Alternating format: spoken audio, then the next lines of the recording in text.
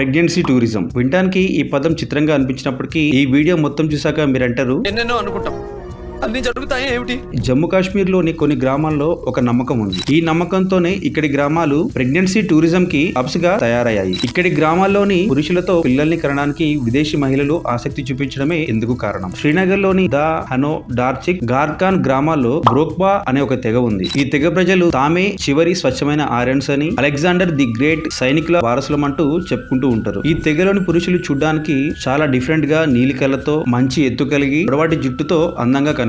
2006 లో తీసిన ది ఆర్యన్ సాగా అనే ఒక డాక్యుమెంటరీ ద్వారా ఈ ప్రెగ్నెన్సీ టూరిజం సంబంధించిన విషయాలు బయట ప్రపంచానికి తెలిసినాయి. జర్మన్ దేశపు స్త్రీలు ఈ గ్రామాలకు వచ్చి మంచిగా ఉన్నటువంటి పురుషుని సెలెక్ట్ చేసుకుని ప్రెగ్నెంట్ అయ్యే వరకు అక్కడే ఉండి తర్వాత తమ దేశాలకు వెళ్లిపోతారట. దీనికి ప్రతిఫలంగా అక్కడి పురుషులకు అమౌంట్ మాత్రం గట్టిగానే పే చేస్తారట. ఇప్పుడు ఈ తెగలోని పురుషులకు ఇదే ఇన్కమ్ సోర్స్ లాగా తయారైంది.